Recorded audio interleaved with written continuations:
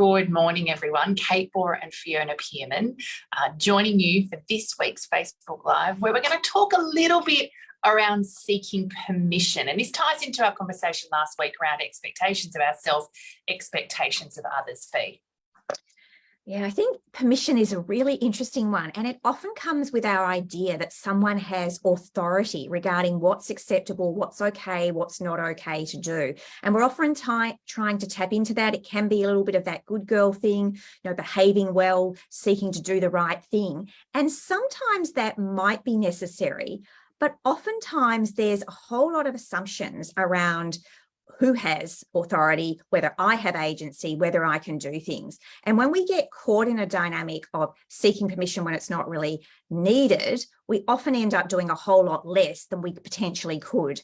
And there is a piece where we're worried about what people think. So that's the fear piece that's sitting here. So as we start to examine what's going on for us and the fear about doing something or the risk of doing something a little bit different or counter to what we might think requires permission can feel a little bit edgy and risky.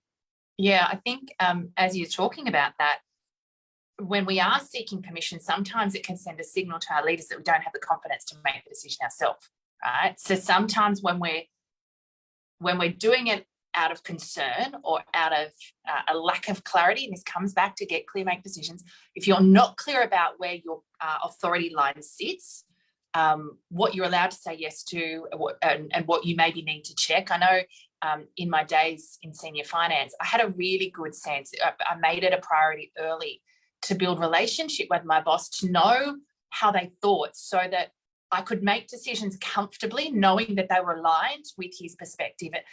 Or if I wasn't clear, I knew when I needed to check. I knew when I needed to defer.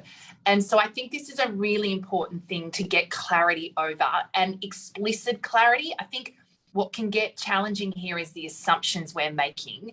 And we really want to challenge some of those assumptions. But I think it can get really tricky if we're seeking permission to do the right thing, but it can backfire in terms of our personal brand. Yeah, I think there's often quite a valid fear sitting underneath here. We're smart humans, right? We're looking at every situation, and our brains are very quick to make meaning and to decide, what's going to work well for us and potentially where risk is.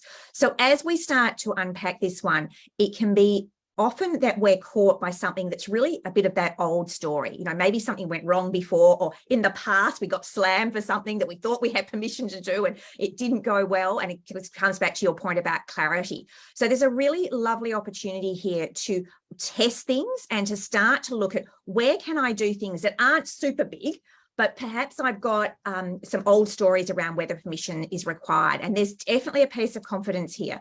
We often hear people saying, I only wish I'd tried that earlier. I wish I'd started doing that, or I wish I hadn't thought that I couldn't do that. So we know this plays out quite meaningfully for people.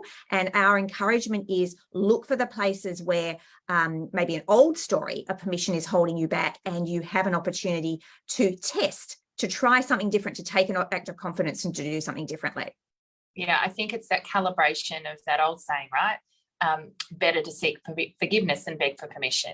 And I'm reminded of a story of a leader I was coaching who had asked to take her team on an offsite and gotten a no from her leader. And then like a couple of weeks later, a colleague was on an offsite with her team, and she said to him, like, how did you get that across the line? And he said, I didn't know I needed to ask. Right? So I think some of these default assumptions that we make here are really important to shine the light on. Maybe you do need to ask, and he did the wrong thing. But I think it's just some of this, the default behaviour and assumptions that we're making, really just challenging those. And I think tactically and practically, actually having a really good conversation, if it's in context of your work, being really clear with your leader around, what are the boundaries? What's your agency? What's your authority circle? When is it that, you want me bouncing stuff off with you, so that you have certainty, right? Because with certainty comes confidence. Absolutely. So, we're always keen on how do you actually put this into practice? Look at any default situations where you are seeking permission. What's really going on there? Start to question that. Really start to just ask some good questions. And if it is someone in the business, then ask them and get clarity from them so you can make good choices. And then sometimes be prepared to take action. It might feel a bit uncomfortable, but you don't need to seek permission for everything. And it is an act of confidence to actually follow your own intuition about what's important here and be willing to do that, even if it feels that bit difficult at first. All right, so we're going to leave it there. Thank you for those that have tuned in to this week's Facebook Live. Of course, if you've enjoyed today's confidence conversation, then we'd love for you to share it with someone in your network who also might benefit from it. If you'd like to dig in a little bit more, head over to our Facebook page, like it. You'll be notified when we go live, but also you'll have access to a whole lot of incredible videos over there from past Facebook Lives. And of course, if you'd like to go deeper with your relationship with Core Confidence, visit coreconfidence.com.au.